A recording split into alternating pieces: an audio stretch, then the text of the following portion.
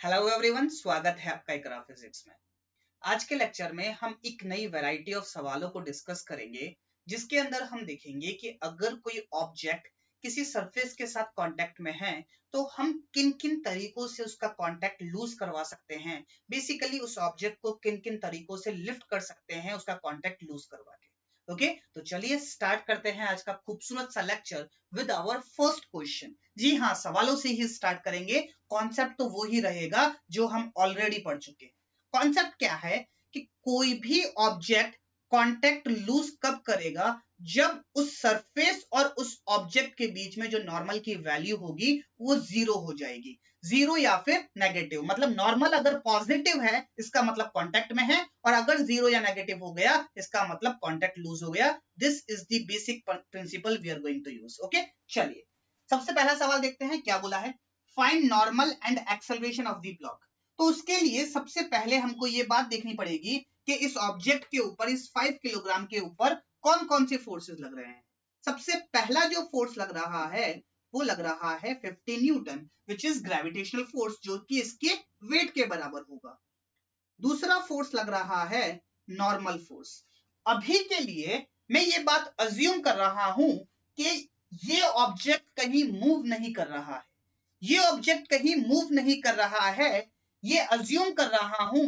तो बेसिकली जो नॉर्मल की वैल्यू आएगी उससे मैं ये बात पता लगा लूंगा कि ऑब्जेक्ट मूव कर रहा है या नहीं कर रहा है। नॉर्मल की वैल्यू अगर पॉजिटिव आई मतलब ये इसके साथ कांटेक्ट में है, मतलब कहीं मूव नहीं कर रहा है। अगर नॉर्मल की वैल्यू जीरो या नेगेटिव आ गई तो मैं उस हिसाब से चीजों को सॉल्व करूंगा। चलिए देखते हैं सबसे पहले नॉर्मल की वैल्यू क्या है। कहीं मूव नहीं कर रहा मतलब ऊपर का force will be equals to नीचे का फोर्स। ऊपर लग रहा है 10 plus n, it is equals to 50 newton. तो नॉर्मल की वैल्यू आ गई 40 न्यूटन।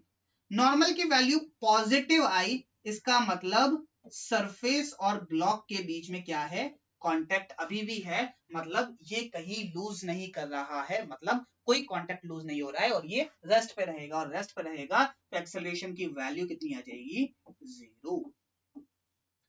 चलिए अगला सवाल देखते हैं। अब मैंने क्या किया कि 10 न्यूटन का जो फोर्स था इसको बढ़ा के मैंने कर दिया 30 न्यूटन। अब देखते हैं अब क्या सीन होगा। अगेन यहां पे लगेगा 50 न्यूटन, ऊपर की तरफ लगेगा नॉर्मल, और मैं ये बात कह रहा हूं कि कहीं मूव नहीं कर रहा है, तो 30 plus n it is equals to 50, तो एन की वैल्यू आ जाएगी 20 न्यूटन। अगेन मेरे पास नॉर्मल पॉजिटिव आया, इसका मतलब हमारा जो अजम्पशन था कि कहीं मूव नहीं कर रहा है वो एकदम सही है।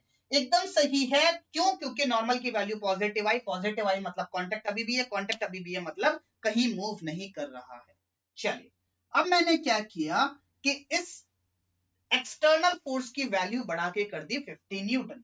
चलिए अब देखते हैं। अगेन डाउनवर्ड डायरेक्शन में 50 न्यूटन, ऊपर आया नॉर्मल फोर्स। अच्छा, इस केस में कोई मुझसे एक्सेलरेशन पूछ लेगा तो वो कितना हो जाएगा, जीरो। चलिए अगेन मैं ये अज्यूम कर लेता हूं कि कहीं मूव नहीं कर रहा है, तो अब अगर मैं नॉर्मल की वैल्यू निकालू तो 50 plus n it is equals to 50, तो नॉर्मल की वैल्यू आ गई जीरो। नॉर्मल एक कांटेक्ट फोर्स है, और कांटेक्ट फोर्स की वैल्यू अगर जीरो आ जाती है इसका मतलब ये कांटेक्ट में नहीं है।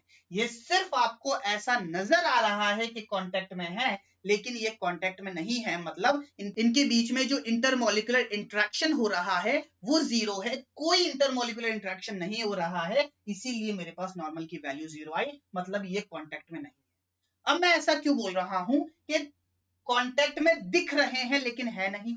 बात समझिए कि नॉर्मल की वैल्यू जीरो है और दिख क्यों रहे हैं, क्योंकि इसके ऊपर नेट फोर्स जो आ रहा है वो भी जीरो आ रहा है।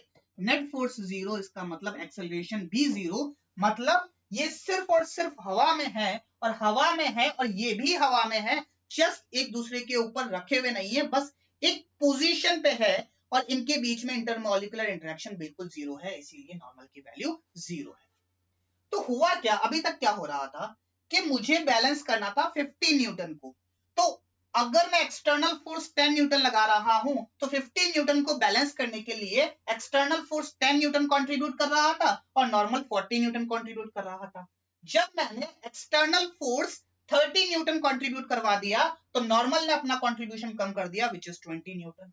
जब मैंने एक्सटर्नल फोर्स का कंट्रीब्यूशन 50 न्यूटन करवा दिया तो नॉर्मल ने कहा भैया मैं कंट्रीब्यूट ही नहीं कर रहा, और कंट्रीब्यूट नहीं कर रहा मतलब कांटेक्ट छूट गया, तो कांटेक्ट छूट गया इसका मतलब क्या हुआ कि वो जो ऑब्जेक्ट है जस्ट लिफ्ट होने की कगार पे है। I hope this thing is clear. अब देखो, अब अगर मैं इस 50 न्यूटन से हल्का सा भी ज्यादा फोर्स लगा दूं, मतलब 50.00000001, मतलब नेट फोर्स इस डायरेक्शन में आ जाएगा, और नेट फोर्स इस डायरेक्शन में आ जाएगा तो एक्सेलरेशन भी इस डायरेक्शन में आ जाएगा, तो कांटेक्ट लूज होता हुआ दिखाई देगा। लूज तो यहाँ पे भी हो गया लेकिन वहां पे लूज होता हुआ दिखाई देगा। क्यों? क्योंकि ये 5 किलोग्राम का ब्लॉक इस डायरेक्शन में मूव करने लग जाएगा। क्यों? क्योंकि इस डायरेक्शन में एक नेट एक्सटर्नल फोर्स आ गया। I hope this thing is clear to you. तो ये जो हमारे पास है नॉर्मल की वैल्यू 0, ये हमारे पास सीमा है। सीमा मतलब नॉर्मल की वैल्यू 0 मतलब कांटेक्ट लूज हुआ। आपको तो सिर्फ इतनी सी बात याद रखनी है। ओके, अब मैंने क्या किया कि एक्सटर्नल फोर्स को बढ़ा के 60 न्यूटन कर दिया। जब 60 न्यूटन कर दूंगा तो नीचे की तरफ लगा 50 न्यूटन। अगेन मैंने मान लिया, लेट्स से मान लो कि नॉर्मल है। नॉर्मल है मतलब नेट फोर्स 0। नेट फोर्स 0 मतलब ऊपर की तरफ लगने वाला force which is 60 plus n, it is equals to 50। तो n की वैल्यू आई -10 न्यूटन। और नॉर्मल फोर्स कभी भी नेगेटिव नहीं होगा। नेगेटिव हो गया मतलब कांटेक्ट लूज हो गया। 0 या नेगेटिव हुआ मतलब कांटेक्ट लूज हो गया। नॉर्मल फोर्स पॉजिटिव है मतलब कांटेक्ट है। तो कांटेक्ट लूज हो गया, इसका मतलब क्या हुआ कि नॉर्मल तो लग ही नहीं रहा होगा। नॉर्मल नहीं लग रहा होगा तो अगर मैं इस 5 किलोग्राम ब्लॉक का एफबीडी बनाता हूं तो ऊपर की तरफ लगा 60 न्यूटन, नीचे की तरफ लगा 50 न्यूटन, तो इसका एक्सेलरेशन होगा इस डायरेक्शन में। एक्सेलरेशन होगा इस डायरेक्शन में क्यों? क्योंकि बड़ा फोर्स ऊपर की तरफ है। तो एक्सेलरेशन की वैल्यू कितनी होगी? चलाने वाला फोर्स माइनस रोकने वाला फोर्स डिवाइडेड बाय मास। तो ये कितना हो जाएगा? 2 मीटर पर सेकंड स्क्वायर। तो इसका एक्सेलरेशन कितना हो जाएगा? 2 मीटर पर सेकंड स्क्वायर। कोई मुझसे पूछ ले कि नॉर्मल की वैल्यू क्या है, तो नॉर्मल की वैल्यू -10 नहीं लिखेंगे, नॉर्मल की वैल्यू 0 लिखेंगे, मतलब कांटेक्ट लूज हो चुका है। I hope this thing is clear. Okay, चलिए अब अगर कोई मुझसे ये पूछ ले कि 2 सेकंड बाद इसकी वेलोसिटी क्या होगी, तो क्या मैं निकाल सकता हूं? एक्सेलरेशन जो मेरे पास आया वो कांस्टेंट एक्सेलरेशन आया, तो इक्वेशन ऑफ मोशन लगा के 2 सेकंड बाद मैं इसकी वेलोसिटी भी निकाल सकता हूं। 10 सेकंड बाद इसका डिस्प्लेसमेंट पूछे तो वो भी निकाल सकता हूं। आई होप इसके अंदर आपको कोई दिक्कत नहीं आएगी। Okay, I hope this question is clear to you. Okay, चलिए आगे बढ़ते हैं और अगला सवाल देखते हैं। क्या पूछा है? Find the minimum value of F so that block just lift off। और दूसरा सवाल है find maximum value of F so that block does not lift off। इन दोनों से पहले एक सवाल मेरा ये है कि क्या इन दोनों सवालों का आंसर अलग अलग आएगा या फिर सेम आएगा?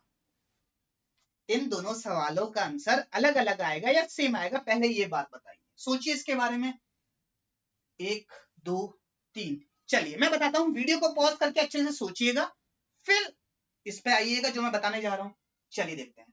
सबसे पहले देखते हैं कि इसके दो कंपोनेंट f cos 37 इज 4/5, तो 4f/5। इसका एक कंपोनेंट sin 37, तो ये हो जाएगा 3f/5। इसके ऊपर एक और कौन सा फोर्स लग रहा होगा? 13 न्यूटन। अभी जस्ट मैंने आपको एक बात बोली थी कि सीमा क्या है, मतलब ऑन दी वर्ज क्या है कि नॉर्मल की वैल्यू 0 हो जाए। यहां पे जो नॉर्मल लगे उसकी वैल्यू हो जाए 0। अब बात समझो, पहला सवाल पढ़ो। Minimum value of F so that block just lift off. तो 3f/5 it should be equals to 30 newton, तभी तो नॉर्मल की वैल्यू 0 होगी। तो इसका मतलब क्या हुआ कि 3f/5 it is equals to 30 newton. तो यहां से जो f की वैल्यू आएगी 3 1 3 10, यहां से f की वैल्यू आ जाएगी 15 न्यूटन। अब बात समझो कि अगर इस f की वैल्यू 50 न्यूटन से छोटी होती तो ये 3f/5 भी 30 न्यूटन से छोटा होता। 3F/5 भी 30 न्यूटन से छोटा होता, तो मतलब इस 30 न्यूटन को बैलेंस करने के लिए कुछ कंट्रीब्यूशन नॉर्मल को भी करना पड़ता, मतलब नॉर्मल की कुछ ना कुछ पॉजिटिव वैल्यू आती। नॉर्मल की पॉजिटिव वैल्यू आती तो मतलब ये ब्लॉक लिफ्ट नहीं करता। तो क्या मैं ये बात बोल सकता हूं कि F की वैल्यू 50 न्यूटन ये मिनिमम वैल्यू है ताकि ब्लॉक जस्ट लिफ्ट ऑफ कर दे? आई बात समझ में? एक बार वापस रिपीट करता हूं। अगर F की वैल्यू 50 न्यूटन से कम होती तो क्या होता कि 3F/5 की वैल्यू भी 30 न्यूटन से कम होती। 3F/5 की वैल्यू 30 न्यूटन से कम होती तो इस 30 न्यूटन को बैलेंस करने के लिए लेट्स से ये 29 न्यूटन है तो नॉर्मल को भी 1 न्यूटन लगना पड़ता, और नॉर्मल को 1 न्यूटन लगना पड़ता मतलब नॉर्मल पॉजिटिव आता, और नॉर्मल पॉजिटिव आता इसका मतलब क्या हुआ कि कांटेक्ट लूज नहीं हुआ है, ये ब्लॉक लिफ्ट नहीं हुआ है। तो मिनिमम वैल्यू जो आई ताकि ब्लॉक जस्ट लिफ्ट कर जाए, क्या वो 50 न्यूटन आई? अब इसी चीज को दूसरी तरीके से देखो, अगर F की वैल्यू 50 न्यूटन से कम होती तो क्या होता? F की वैल्यू 50 न्यूटन से कम होती तो क्या होता? 3F/5 की वैल्यू भी 30 न्यूटन से कम होती, मतलब 3F/5 की वैल्यू 30 न्यूटन से कम होती तो मतलब यहां कोई ना कोई नॉर्मल आता। नॉर्मल आता तो क्या मैं ये बात बोल सकता हूं क्या कि F की जो मैक्सिमम वैल्यू है वो 50 न्यूटन है ताकि ये ब्लॉक लिफ्ट नहीं हो सके? तो ये और ये सवाल एक ही सवाल है, बस आपको घुमा के दे रखा है। I hope this thing is clear to you. तो आपको एग्जाम में ऊपर वाला सवाल भी दे सकता है, नीचे वाला भी सवाल भी दे सकता है, बस दोनों सवालों में आपको क्या करना है कि नॉर्मल की वैल्यू को 0 करनी है, ये आपके लिए लिमिट है, सीमा है। I hope this question is clear to you.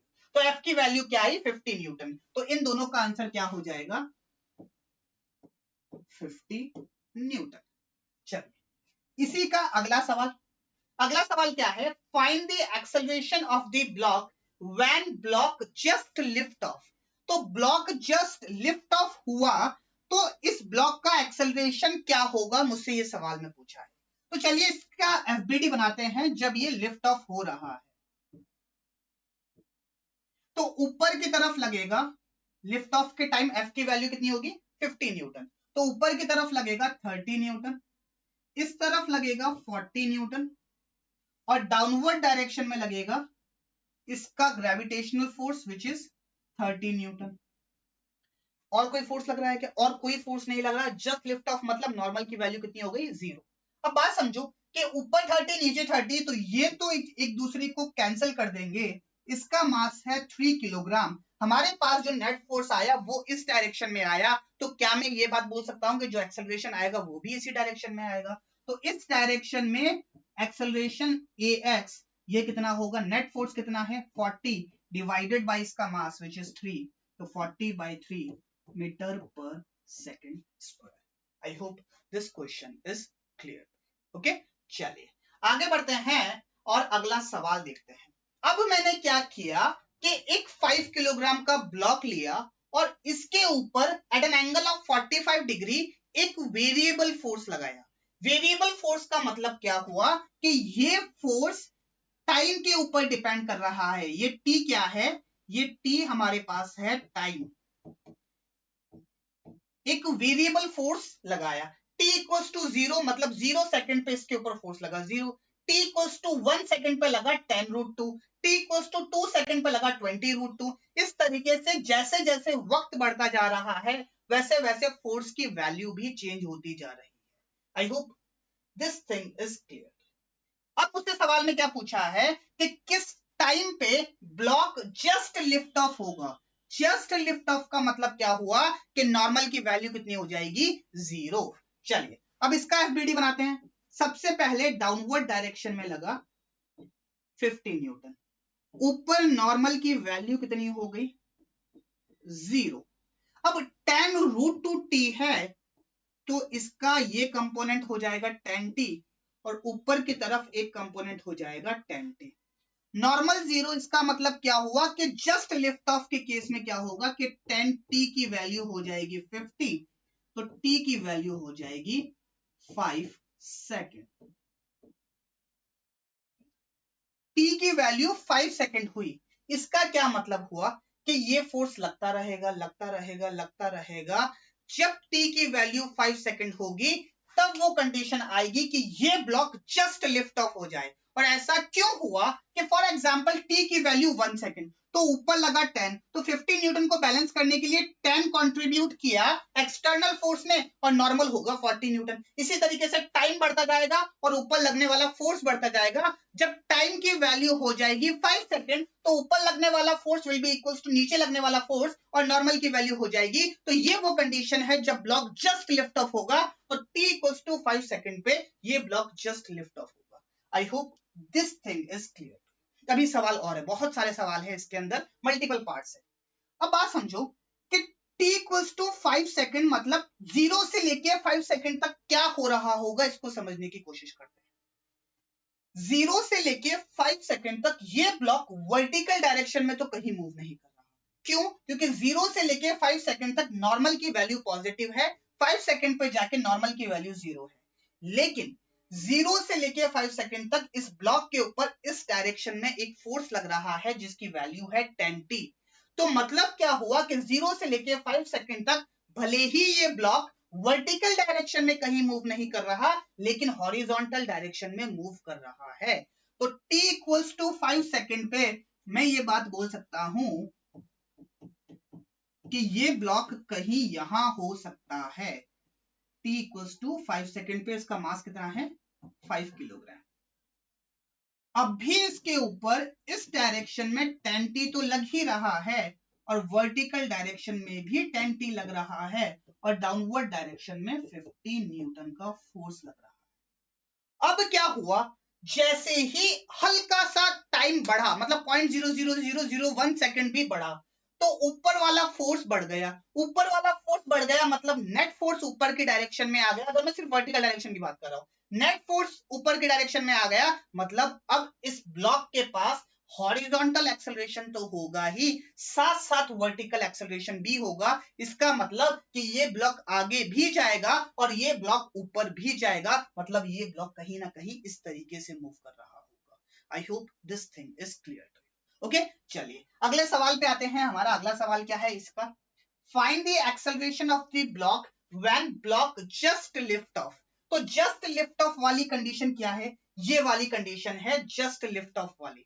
तो यहां से लेके यहां तक 5 सेकंड हुए और यहां पे हमारे पास है जस्ट लिफ्ट ऑफ। तो क्या मैं ये बात बोल सकता हूं कि यहां पे t की वैल्यू हो जाएगी 5 सेकंड? तो t की वैल्यू 5 सेकंड हो जाएगी तो इस ब्लॉक के ऊपर कौन कौन से फोर्स लग रहे हैं? नीचे की तरफ 50 न्यूटन, ऊपर की तरफ t की वैल्यू 5 सेकंड तो 10 into 5 is 15 न्यूटन, इस तरफ भी 50 न्यूटन। अगेन क्या बात हो गई कि वर्टिकल डायरेक्शन में तो नेट फोर्स 0 है और होने भी चाहिए, जस्ट लिफ्ट ऑफ वाला केस है तो नेट फोर्स वर्टिकल डायरेक्शन में 0, नॉर्मल भी 0। लेकिन हॉरिजॉन्टल डायरेक्शन में एक फोर्स लग रहा है विच इज ऑफ 15 न्यूटन। तो इस पॉइंट पे इस डायरेक्शन में एक एक्सेलरेशन आएगा जिसकी वैल्यू होगी net force divided by mass which is 5। तो ये हो जाएगा 10 मीटर पर सेकेंड स्क्वायर। तो हमारे पास जो हमारा दूसरा सवाल है इसकी वैल्यू हो जाएगी 10 मीटर पर सेकेंड स्क्वायर।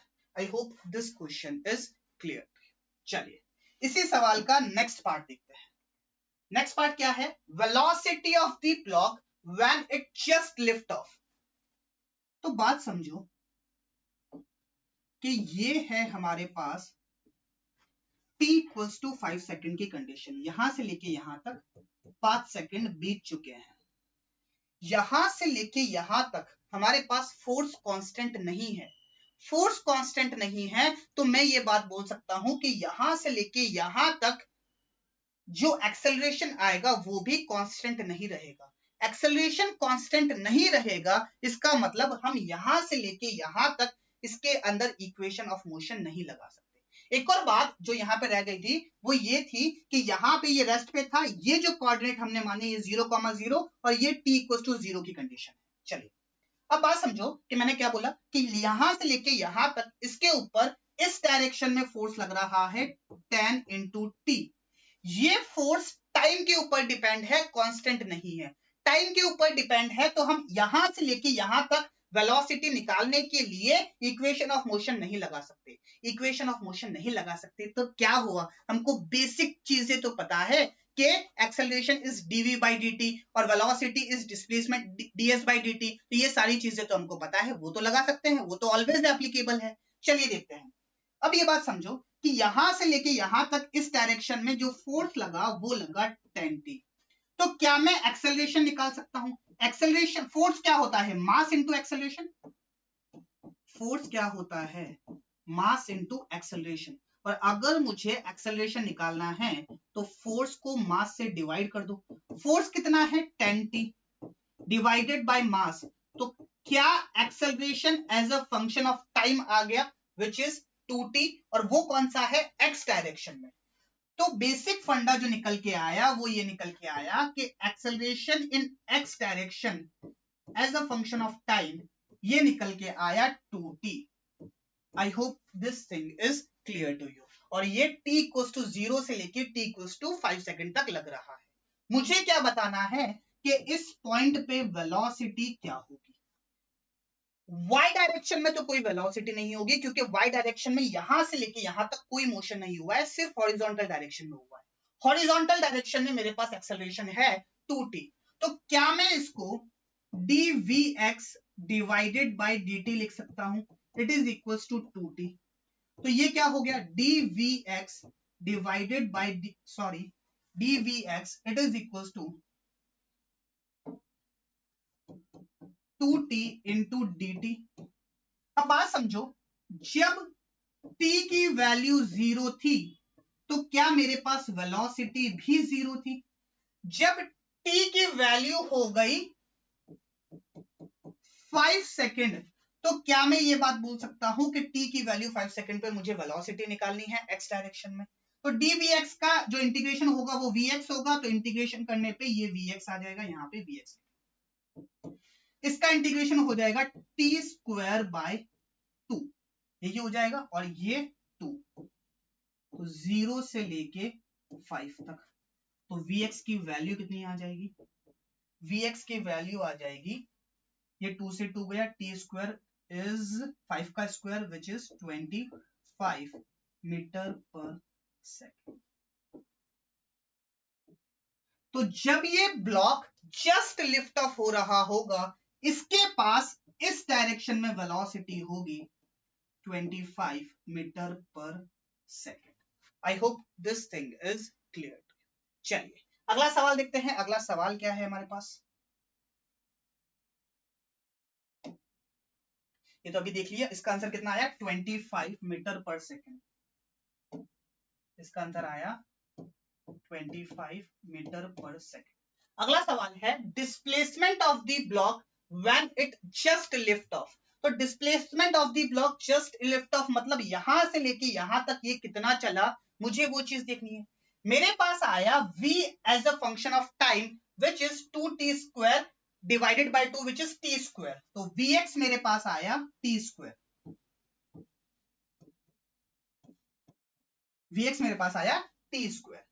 अब मुझे निकालना है डिस्प्लेसमेंट, तो क्या मैं इसको ऐसे लिख सकता हूं dx by dt it is equals to t square, तो dx की वैल्यू कितनी हो जाएगी t स्क्वायर इंटू dt। जब t की वैल्यू 0 तो x कोऑर्डिनेट कितना था, मैंने ये बात बोली थी कि 0 होगा, तो ये 0। जब t की वैल्यू 5 सेकेंड तो x coordinate let's say x है, तो इसका इंटीग्रेशन x हो जाएगा, इसका इंटीग्रेशन होगा t क्यूब बाय 3, और t क्यूब बाय 3 0 से लेके 5, तो x की वैल्यू आ जाएगी 5 का cube which is 125 divided by 3 minus 0, तो ये 125 डिवाइडेड बाय 3, तो इसका डिस्प्लेसमेंट कितना होगा 125 divided by 3 metre. I hope this question is clear to you. तो इसका डिस्प्लेसमेंट कितना आया 125 डिवाइडेड बाय 3 मीटर। अभी सवाल खत्म नहीं हुआ है, अभी तो और सवाल बाकी है। अगला सवाल क्या है मेरे पास, velocity of block at t equals to 10 second. अब t इक्वल्स टू 10 सेकेंड की बात हो रही है, तो चलिए देखते हैं t इक्वल्स टू 10 सेकेंड तक इसका मोशन किस तरीके से होगा। 0 से लेके 5 सेकंड तक तो ये यहां पे था, ये हुआ हमारे पास t इक्वल्स टू 5 सेकंड पे। इसकी वेलोसिटी 5 सेकंड पे मेरे पास कितनी आई थी? वेलोसिटी आई थी 25 मीटर पर सेकंड, और ये जो डिस्प्लेसमेंट आया था ये आया था 125/3। तो ये जो डिस्प्लेसमेंट आया मेरे पास ये आया 125/3 मीटर, और इसकी वेलोसिटी इस टाइम पे कितनी थी? 25 मीटर पर सेकंड। अब मुझसे क्या पूछा है कि t इक्वल्स टू 10 सेकंड पे क्या वेलोसिटी होगी? सबसे पहली बात कि अब वेलोसिटी सिर्फ x डायरेक्शन में नहीं होगी, y डायरेक्शन में भी होगी। y डायरेक्शन में क्यों होगी? क्योंकि 5 सेकंड के बाद y डायरेक्शन में भी एक्सेलरेशन होगा। कितना एक्सेलरेशन होगा उसकी बात हम करेंगे, लेकिन ये बात समझ में आनी चाहिए कि अब वेलोसिटी x और y डायरेक्शन दोनों में होगी। चलिए समझने की कोशिश करते हैं कि मुझे ये बात पता है कि x डायरेक्शन में जो फोर्स लगेगा वो लगेगा 10t, y डायरेक्शन में जो फोर्स लगेगा वो लगेगा 10t। अब x डायरेक्शन में फोर्स लगा 10t, तो एक्सेलरेशन x डायरेक्शन में कितना आएगा? 2t। एक और बात जो हमने पहले निकाल चुके हैं वो है velocity as a function of time, मतलब vx as a function of time, और वो कितनी आई थी? वो आई थी t²। अब बात समझो कि 0 से लेके 10 तक जो velocity as a function of time रहेगी वो तो t² ही रहेगी, और acceleration as a function of time रहेगा वो 2t ही रहेगा। लेकिन y डायरेक्शन में चीजें चेंज होगी। किस तरीके से चेंज होगी कि t इक्वल्स टू 0 से लेके t इक्वल्स टू 5 सेकेंड तक क्या होगा कि ay तो होगा 0, लेकिन t इक्वल्स टू 5 सेकेंड से लेके t इक्वल्स टू 10 सेकेंड तक ay की कुछ ना कुछ वैल्यू आएगी। वो वैल्यू किस पे डिपेंड करेगी कि इसके ऊपर फोर्सेस कौन कौन से लग रहे हैं। अगर मैं फोर्सेस की बात करूं तो ऊपर की तरफ लग रहा है 10t, नीचे की तरफ इसका ग्रेविटेशनल फोर्स विच इज 50, तो नेट फोर्स हुआ 10t minus 50 divided by इसका मास which is 5. This will be my acceleration for t equals to 5 second to t equals to 10 second. इसकी वैल्यू कितनी आ जाएगी? 2t minus 10. तो ये मेरा एक्सेलरेशन होगा। अब मुझसे सवाल में क्या पूछा है? Velocity of block at t equals to 10 second. तो अगर मुझे x डायरेक्शन में वेलोसिटी निकालनी है 10 सेकंड पे, तो t की वैल्यू 10 पुट कर दूंगा, which is 10 का स्क्वायर, which is 100 मीटर पर सेकेंड। और अगर मुझे y डायरेक्शन में वेलोसिटी निकालनी है तो सबसे पहले मुझे velocity in y direction as a function of time निकालना पड़ेगा। चलिए देखते हैं क्या होगा। मुझे पता है ay as a function of time आया 2t minus 10। इसको मैं लिख सकता हूं dvy divided by dt, it is equals to 2t minus 10। तो dvy की वैल्यू कितनी होगी? 2t minus 10 into dt। जब t की वैल्यू 5 सेकेंड तो वेलोसिटी कितनी है? 0। यहां से स्टार्ट हुआ, ये वैल्यू तो तब आई ना जब वैल्यू 5 से 10 के बीच में है, तो लोअर लिमिट हम क्या लेंगे? 5 सेकेंड। तो t की वैल्यू 5 सेकेंड जब वेलोसिटी 0, लेट्स से किसी भी टाइम t पे y डायरेक्शन में वेलोसिटी हो जाएगी vy। तो यहां से vy की वैल्यू कितनी आएगी? इसका इंटीग्रेशन होगा t²/2, तो 2 से 2 जाएगा तो ये होगा t² minus 10t। और लिमिट कहां से कहां तक? 5 से लेके t तक। तो vy क्या होगा? सबसे पहले upper limit t² minus 10t, फिर लोअर लिमिट 5 का स्क्वायर 25 माइनस 10 into 5 is 50। तो vy की वैल्यू कितनी आ जाएगी? t² minus 10t। 25 minus 50 is minus 25, minus 25 and minus is plus 25। ये मेरे पास आया y डायरेक्शन में velocity as a function of time. मुझे किस टाइम पे निकालनी है? t इक्वल्स टू 10 सेकेंड पे। तो यहां पे मैं y डायरेक्शन में velocity at t equals to 10 second क्या होगी? तो t की वैल्यू 10 पुट करो, 10 का square 100 minus 10 into 10 is 100 plus 25, तो velocity in y direction at 10 second आ जाएगी 25 मीटर पर सेकेंड। तो t इक्वल्स टू 10 सेकेंड पे पार्टिकल कहीं भी होगा, वहां पे इस पार्टिकल की जो x डायरेक्शन में वेलोसिटी होगी, इसको थोड़ा ऊपर लिखते हैं, इस पार्टिकल की x डायरेक्शन में जो वेलोसिटी होगी वो होगी कितनी होगी 100 मीटर पर सेकेंड, और y डायरेक्शन में जो वेलोसिटी होगी वो होगी 25 मीटर पर सेकेंड। कोई मुझसे इसकी स्पीड पूछ लेता तो मैं करता रूट ऑफ 100 का स्क्वायर प्लस 25 का स्क्वायर, उस तरीके से इसको सॉल्व कर सकता। चलिए इस क्वेश्चन का लास्ट पार्ट देखते हैं, जो कि है position of the block at t equals to 10 second. मेरे पास velocity as a function of time in x direction है, velocity as a function of time in y direction में है, तो क्या मैं पोजीशन निकाल सकता हूं? बिल्कुल निकाल सकता हूं। इससे आएगा x कोऑर्डिनेट, इससे आएगा y कोऑर्डिनेट। चलिए सबसे पहले x कोऑर्डिनेट की बात करते हैं। vx मेरे पास है t स्क्वायर, तो क्या मैं इसको dx by dt लिख सकता हूं? इट इज t स्क्वायर, तो dx की वैल्यू हो जाएगी t square dt। Integration integration, जब t की वैल्यू 0 तो पोजीशन 0, t की वैल्यू 10 सेकेंड पे मुझसे पोजीशन पूछी है, तो लेट्स से पोजीशन है मेरे पास x, तो x की वैल्यू आएगी t क्यूब बाय 3, 0 से लेके 10 तक, तो x की वैल्यू कितनी आ जाएगी 1000 बाय 3 मीटर। तो t इक्वल्स टू 10 सेकेंड पे ये जो बॉक्स होगा इसका x कोऑर्डिनेट होगा 1000 बाय 3 मीटर। अब y कोऑर्डिनेट के लिए मुझे y डायरेक्शन में वेलोसिटी लिखनी पड़ेगी। y डायरेक्शन में वेलोसिटी है मेरे पास t square minus 10t plus 25, t square minus 10t plus 25।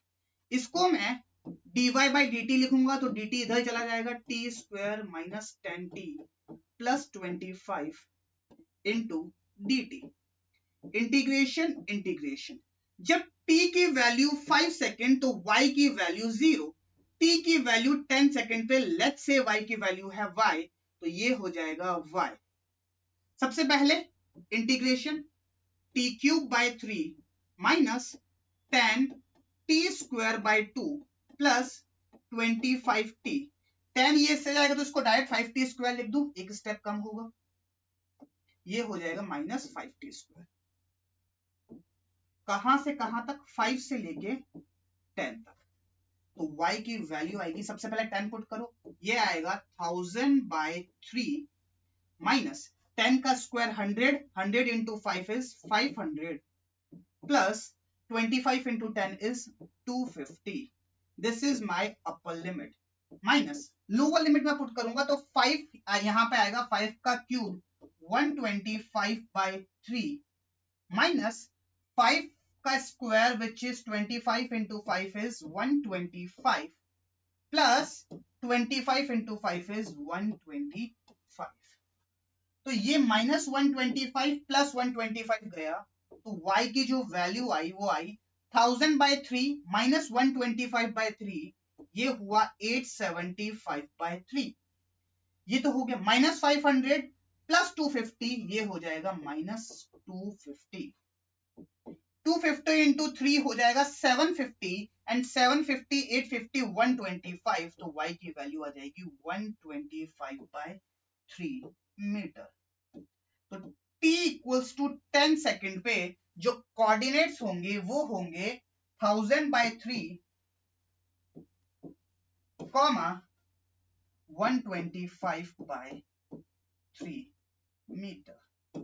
I hope this question is clear to you. एक एक चीज हमने बिल्कुल बेसिक से लेकर एडवांस तक चले हैं। सबसे पहले हमने देखा कि ब्लॉक कब लिफ्ट होगा, फिर उसके बाद देखा कि लिफ्ट होगा तो ये आगे जाएगा तो इसका एक्सेलरेशन क्या होगा, उसके बाद देखा कि इसकी वेलोसिटी क्या होगी। हमारे पास जो एक्सेलरेशन आया वो कांस्टेंट नहीं आया, वेरिएबल आया, तो हमने एक्सेलरेशन को लिखा dvx/dt, इस तरीके से इसको सॉल्व किया। फिर हमने देखा कि 10 सेकंड के बाद चीजें कैसे हो रही होगी, और हमने लास्ट में देखा कि 10 सेकंड के बाद इसकी पोजीशन क्या होगी और वेलोसिटी क्या होगी। इस तरीके से पूरा सवाल अच्छे से सॉल्व किया। आई होप आपको ये सवाल अच्छे से समझ में आया होगा।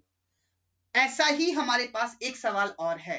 ये जो नेक्स्ट सवाल है इसको नीट वाले स्किप कर सकते हैं, जेई वाले जरूर देखिएगा, काफी बेहतरीन सवाल है। चलिए देखते हैं क्या सवाल है। मुझे क्या दे रखा है कि यहां पे हमारे पास एक पुली है जो कि मासलेस एंड फ्रिक्शनलेस है। ये वाली पुली भी और ये वाली पुली भी, ये दोनों पुली मासलेस एंड फ्रिक्शनलेस है। ये जो स्ट्रिंग है ये हमारे पास आइडियल स्ट्रिंग है, और इस स्ट्रिंग के एक एंड से हमने 1 किलोग्राम का ब्लॉक अटैच कर रखा है जो कि ग्राउंड के ऊपर रखा हुआ है, और यहाँ पे 4 किलोग्राम का ब्लॉक है वो भी ग्राउंड के ऊपर रखा हुआ है। और क्या किया कि इस पुली के ऊपर अपवर्ड डायरेक्शन में एक वेरिएबल फोर्स लगाया जिसकी वैल्यू है 30t, मतलब वक्त के साथ साथ ये फोर्स की वैल्यू बढ़ती जा रही है। तो क्या होगा कि कुछ टाइम बाद क्या होगा कि ये ब्लॉक, ये पुली ऊपर जाएगी ऊपर जाएगी ऊपर जाएगी, क्यों? क्योंकि उसके ऊपर डायरेक्शन में फोर्स लग रहा है। तो क्या होगा, एक टाइम आएगा जब 1 किलोग्राम और 4 किलोग्राम के जो ब्लॉक है वो अपना कांटेक्ट ग्राउंड के साथ लूज कर देंगे। तो मेरा जो पहला सवाल है वो ये है कि calculate the time when the blocks loose contact with the ground. अब इन दोनों ब्लॉक्स को देखते हुए मेरे मन में ये ख्याल आ रहा है कि ये दोनों ब्लॉक जो है एक साथ अपना कांटेक्ट लूज नहीं करेंगे। क्यों? क्योंकि इसका मास अलग है, इसका मास अलग है, यहाँ पे टेंशन 2t, यहाँ पे टेंशन t लग रही है, क्योंकि फोर्सेस का वेरिएशन अलग अलग है, मास अलग अलग है, तो एक साथ तो कांटेक्ट लूज नहीं करेंगे। और 1 किलोग्राम के ऊपर tt लग रहा है, इस पे 2t लग रहा है, तो ऐसा प्रतीत होता है कि 1 किलोग्राम पहले अपना कांटेक्ट लूज करेगा। तो चलिए देखते हैं, लगा के देख लेते हैं, बाद में करेगा तो बाद में देख लेंगे, है ना, टाइम की वैल्यू ज्यादा आ जाएगी। चलिए सबसे पहले बात करते हैं कि वो टाइम जब 1 किलोग्राम अपना कांटेक्ट लूज करेगा।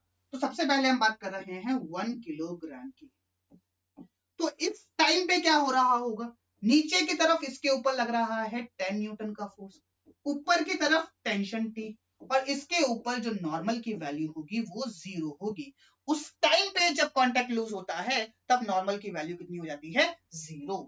अब बात समझो, यहाँ पे टेंशन टी तो यहाँ पे टेंशन टी, यहाँ पे टी तो यहाँ पे टी, यहाँ पे टी तो यहाँ टी, यहाँ पे टी और यहाँ पे भी टी, यहाँ टी तो यहाँ पे कितनी हो जाएगी? 2t। अब इस पॉइंट पे टेंशन बेसिकली जो नॉर्मल है जस्ट 0 हुआ है, कांटेक्ट जस्ट लूज किया है, तो टेंशन की वैल्यू कितनी हो जाएगी? 10 न्यूटन। टेंशन की वैल्यू मेरे पास आ गई 10 न्यूटन। अब एक इक्वेशन मैं आपके सामने लिख रहा हूं, आप मुझे ये बात बताएंगे, वीडियो को पॉज करेंगे और ये बात बताएंगे कि क्या ये इक्वेशन सही है क्या। इस पुली की अगर मैं बात करूं तो क्या मैं ऐसे लिख सकता हूं क्या कि F is equal to 3t, क्या ऐसी बात मैं कर सकता हूं क्या कि ऊपर की तरफ F लग रहा है, नीचे की तरफ 3t लग रहा है, तो net force will be equal to F is equal to 3t। तो क्या मैं ऐसा लिख सकता हूं या नहीं? आप सोचिए इसके बारे में, आराम से सोचिएगा, वीडियो को पॉज कीजिएगा, फिर मन में अपना जवाब सोचिएगा और उसके बाद देखिएगा कि क्या मेरा आंसर सही है या गलत है। तो इसका आंसर है जी हाँ, बिल्कुल लिख सकता हूं। पर आपके मन में सवाल आ रहा होगा कि सर इसके ऊपर फोर्स लग रहा है ऊपर की तरफ, और फोर्स लग रहा है तो ये एक्सेलरेट भी कर रही होगी, और एक्सेलरेट कर रही है तो आपने ऊपर का फोर्स नीचे का फोर्स बराबर कैसे कर दिया? बराबर ऐसे कर दिया बेटा कि ऊपर की तरफ F लग रहा है, नीचे की तरफ 3t लग रहा है, तो इसके लिए जो इक्वेशन बनेगी वो बनेगी मास इनटू एक्सेलरेशन। लेकिन हमने जो ये पुली मानी है ये मासलेस मानी है, तो इसका मास कितना हो गया? 0, और मास 0 हो गया तो F is equal to 3t में लिख सकता हूं या नहीं लिख सकता? बिल्कुल लिख सकता हूं। तो ऊपर की तरफ लगा F और नीचे की तरफ लगा 3t, तो मैंने लिखा F is equal to 3t। F की वैल्यू है मेरे पास 30t, F की वैल्यू कितनी है? 30t, और इसकी वैल्यू है 3, टेंशन की वैल्यू आई 10, तो t की वैल्यू कितनी आ जाएगी? 1 सेकेंड। तो 1 सेकंड के बाद क्या होगा कि ये अपना कांटेक्ट लूज कर देगा 1 किलोग्राम वाला ब्लॉक। चलिए अब बात करते हैं कि 4 किलोग्राम वाले की। 4 किलोग्राम वाले के साथ क्या हो रहा हो। ये हमारी पुली, ये हमारी दूसरी पुली, ये जाके यहां से लगी और यहां से हमारे पास ये 1 किलोग्राम और यहां से हमारे पास ये 4 किलोग्राम। अब बात समझिए कि लेट्स से जब 4 किलोग्राम अपना कांटेक्ट लूज करेगा उस टाइम इस स्ट्रिंग के अंदर जो टेंशन है वो है T डैश। तो यहाँ पे भी T डैश, तो यहाँ पे भी T डैश और यहाँ पे भी T डैश, यहाँ पे भी T डैश और यहाँ पे भी T डैश और यहाँ पे कितनी हो जाएगी 2T डैश। अब जिस टाइम पे कांटेक्ट लूज करेगा उस टाइम पे नॉर्मल की वैल्यू कितनी हो जाएगी जस्ट 0। इसके ऊपर डाउनवर्ड डायरेक्शन में लग रहा है 40 न्यूटन का फोर्स और नॉर्मल की वैल्यू 0 तो ऊपर का force will be equals to नीचे का फोर्स। तो 2T डैश की वैल्यू आ गई 40 न्यूटन, तो T डैश की वैल्यू आ जाएगी 20 न्यूटन।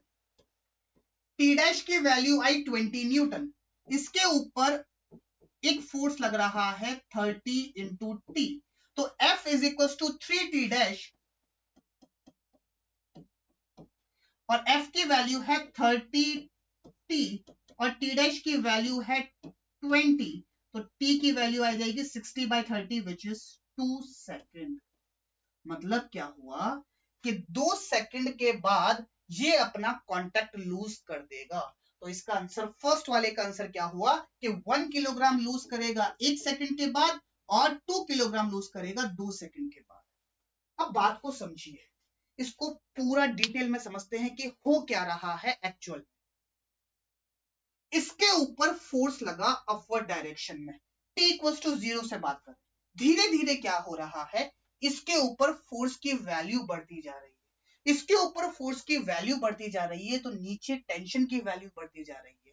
जब टेंशन की वैल्यू बढ़ते बढ़ते बढ़ते बढ़ते 10 न्यूटन हो जाएगी तो 0 से लेके 10 न्यूटन होने में जो टाइम लगा वो लगा 1 सेकेंड और 1 सेकेंड के बाद इसके ऊपर फोर्स लगा 30 न्यूटन। इसके ऊपर टेंशन लगी 10 न्यूटन और 1 सेकंड होने के बाद जैसे ही टेंशन 10 न्यूटन हुई इसका नॉर्मल 0 हुआ और यहाँ पे जो 1 किलोग्राम का जो ब्लॉक है इसने अपना कांटेक्ट को लूज किया।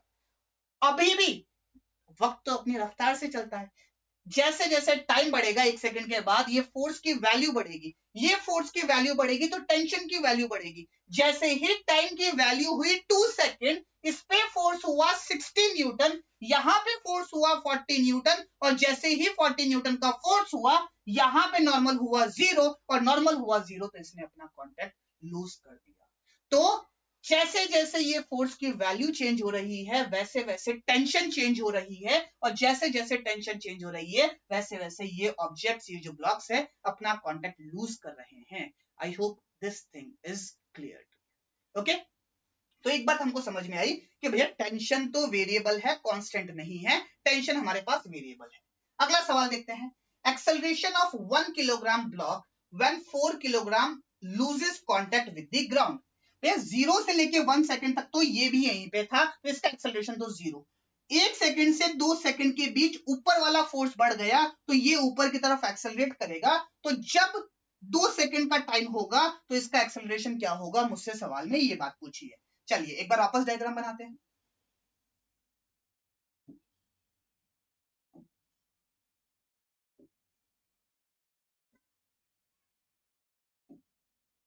ये हमारे पास 4 किलोग्राम और ये हमारे पास 1 kilogram.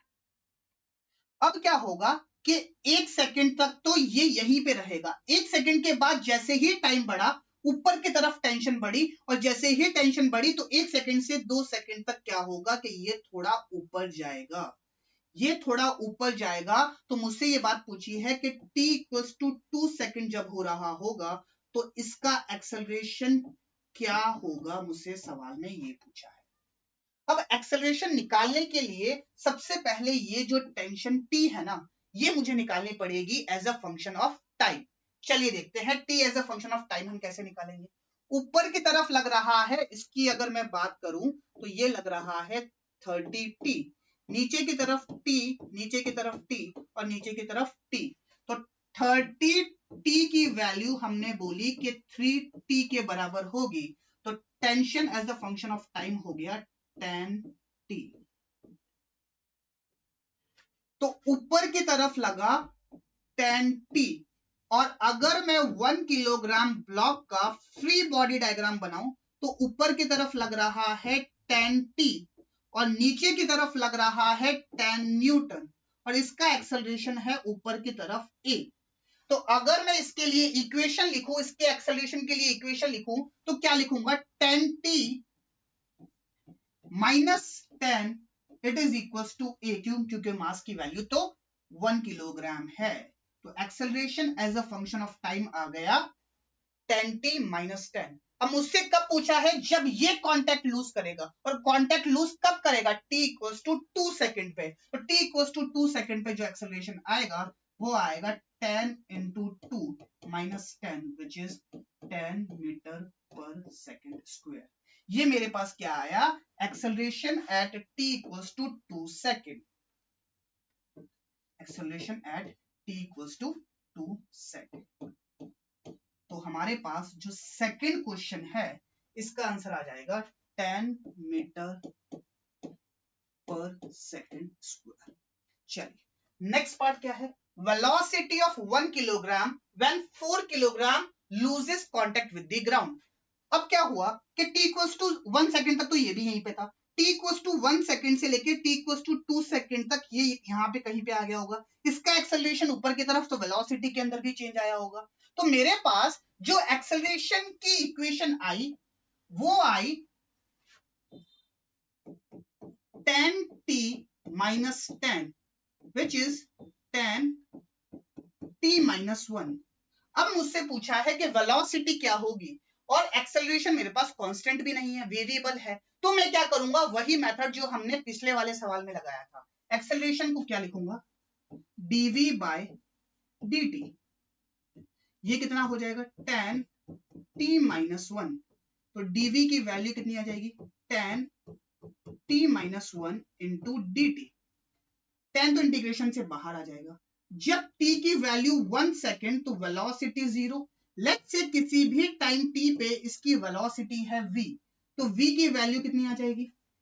10 t square by 2 minus t, और 1 से लेके t तक, तो ये कितनी हो जाएगी? 10, सबसे पहले तो यही आएगा t square minus t minus, जब 1 पुट करूंगा तो ये क्या आएगा? 1/2 माइनस 1, तो ये कितना आ जाएगा? 10 t square by 2 minus t, ये 1/2 माइनस 1 आएगा, माइनस 1/2 माइनस 1/2 और माइनस 1 आएगा प्लस 1/2। ये आएगी velocity as a function of time, कि किसी भी टाइम t पे इसकी वेलोसिटी क्या होगी। और मुझसे कब पूछा है? जब इसने कांटेक्ट लूज किया होगा, तो मतलब 2 सेकंड पे पूछा है। तो वेलोसिटी एट 2 सेकंड, तो ये कितना हो जाएगा? 10, 2 का square 4 divided by 2 minus 2 plus 1/2। तो ये 2 माइनस 2 तो 0 हो गया, 10 इंटू 1/2 हो जाएगा 5 मीटर पर सेकेंड। तो जब ये अपना कांटेक्ट लूज करेगा तो ये ऊपर जा रहा होगा with the velocity of 5 metre पर सेकेंड। तो हमारे पास जो थर्ड क्वेश्चन है इसका आंसर आ जाएगा 5 मीटर पर सेकेंड। चलिए लास्ट सवाल देखते हैं इसका। Height ranged by 1 kilogram up to this instant, मतलब जब ये कांटेक्ट लूज करेगा तो ये हाइट कितनी होगी। हमारे लिए कौन सी बड़ी बात है? हमने velocity as a function of time निकाल लिया, तो इसको क्या लिखूंगा? dy by dt। क्यों? क्योंकि y डायरेक्शन में है। तो मेरे पास velocity as a function of time क्या आया? 10 t square by 2 minus t plus 1/2। इसको क्या लिखूंगा? dy by dt। ये कितना हो जाएगा? 10 t square by 2 minus t plus 1/2। तो dy की वैल्यू कितनी आ जाएगी? 10 t square by 2 minus t plus 1 by 2 into dt। Integrate करेंगे जब t की वैल्यू 0, सॉरी जब t की वैल्यू 1, जब t की वैल्यू 1 तो y की वैल्यू 1, जब t की वैल्यू 2 तो y की वैल्यू कितनी हो जाएगी, ये हमको निकालनी है। अरे y की वैल्यू 0, जब t की वैल्यू 1 तो y की वैल्यू 0, और जब t की वैल्यू 2 तो y की वैल्यू y, तो y आ जाएगी हमारे पास 10। इसका इंटीग्रेशन क्या होगा, t cube by 3, so 3 into 2 is 6 minus t square by 2 plus t by 2, 1 से लेके 2 तक। चलिए वैल्यूज पुट करते हैं। 10, सबसे पहले 2 पुट करते हैं, तो 2 का cube is 8 divided by 6 minus 2 का square is 4, 4 minus 4 by 2 is 2 plus 2 by 2 is 1 minus 1 put करते हैं, तो ये आएगा 1 by 6 minus 1 by 2 plus 1 by 2। तो इससे ये गया, ये आया 10, 8 बाय 6 3, और ये हो जाएगा 4, 4 by 3 minus 2 plus 1 is minus 1 minus 1 by 6, यही आएगा। तो y की जो वैल्यू निकल के आएगी वो निकल के आएगी, इसका एलसीएम क्या हो जाएगा 6, 10, एलसीएम हुआ 6, तो ये हो जाएगा 8 माइनस 6 माइनस 1, तो ये कितना हो जाएगा 10, 8 माइनस 7 इज 1 बाय 6, तो ये कितना हो जाएगा 3, और ये हो जाएगा 5, तो y की वैल्यू आ जाएगी 5 बाय 3 मीटर। कहने का मतलब क्या हुआ कि कुछ मिस्टेक तो नहीं की है अपन ने, ये 10 ऐसा का ऐसा आ जाएगा, आई होप ऐसा कुछ मिस्टेक नहीं हुई है। तो y की वैल्यू आई 5 बाय 3 मीटर। तो कहने का मतलब क्या हुआ कि जब ये अपना कांटेक्ट लूज कर देगा तो ये ऊपर की तरफ मूव कर जाएगा 5 by 3 metre. I hope this question is clear to you. काफी डिटेल में एक एक चीज हमने सॉल्व की है, पूरा सवाल आपको समझ में आया होगा कि किस तरीके से हमने चीजों को सॉल्व किया। इसका आंसर क्या आएगा 5 by 3 metre. I hope this thing is clear. Okay, चलिए आगे बढ़ते हैं और अगला सवाल देखते हैं। क्या बोला है, a 12 kilogram monkey climbs the light rope as shown in figure. मतलब मास ऑफ मंकी, इसका जो मास दे रखा है ये दे रखा है लेट्स से m1 12 किलोग्राम, और क्या बोला है over a pulley is attached to 16 kilogram. यहाँ पे कुछ बनाना लटके हुए हैं और इनका जो मास है वो है 16 kilogram. Mass and friction in the pulley are negligible so that the effect of pulley is only to preserve the direction of the force. What maximum acceleration can the monkey have without lifting the bananas? मतलब वही बात हो गई कि maximum acceleration क्या हो सकता है कि बनाना लिफ्ट ना हो। मतलब सीमा की बात हुई है, सीमा की बात हुई है, तो यहाँ पे जो नॉर्मल फोर्स आएगा वो कितना आएगा, वो आएगा 0। तो इसके ऊपर अगर मैं बात करूं तो ऊपर की तरफ टेंशन, नीचे की तरफ 16 है तो 160 न्यूटन, और जो नॉर्मल की वैल्यू आई वो आएगी 0 विदाउट लिफ्टिंग दी बनाना। मतलब मैक्सिमम वैल्यू पूछिए तो नॉर्मल की वैल्यू 0 आ जाएगी। यहाँ टेंशन T तो यहाँ टेंशन T। तो अगर मैं इस मंकी का फ्री बॉडी डायग्राम बनाऊं तो ऊपर की तरफ जो टेंशन होनी चाहिए वो आनी चाहिए 160 न्यूटन। क्यों? क्योंकि 160 should be equal to T, और नीचे की तरफ इसका मास है विच इज 120 न्यूटन।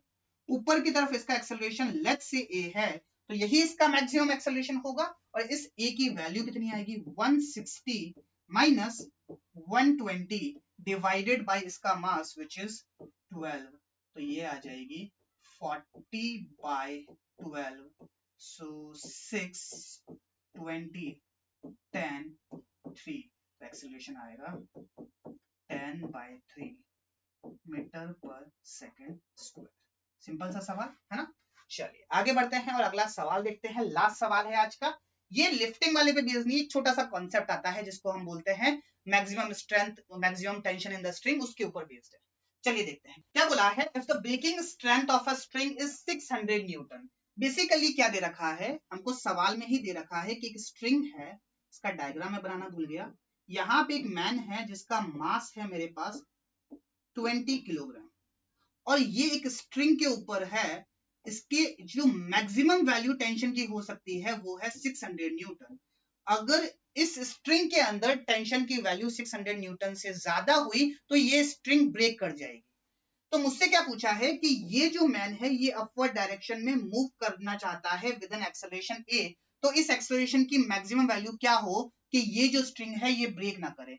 एक्सेलरेशन की मैक्सिमम वैल्यू कब आएगी? जब टेंशन की मैक्सिमम वैल्यू आएगी। तो अगर मैं इस मैन का फ्री बॉडी डायग्राम बनाऊं तो ऊपर की तरफ लगेगा टेंशन विच इज 600 न्यूटन, नीचे की तरफ लगेगा इसका gravitational force which is 200 Newton और इसका एक्सेलरेशन आएगा a। तो a की जो वैल्यू आ जाएगी वो आ जाएगी 600 माइनस 200 डिवाइडेड बाय मास। मास कितना है 20, तो ये कितना हो जाएगा 4000 नहीं 400, I am sorry 400 divided by 20, तो ये आ जाएगा 20 मीटर पर सेकंड स्क्वायर। ये वो मैक्सिमम एक्सेलरेशन की वैल्यू है जिसे ये मूव कर सकता है ताकि स्ट्रिंग ब्रेक ना हो। I hope this question is clear to you. Okay, तो आज के लिए इतना ही। That's it from my side for today. Thank you so much everyone.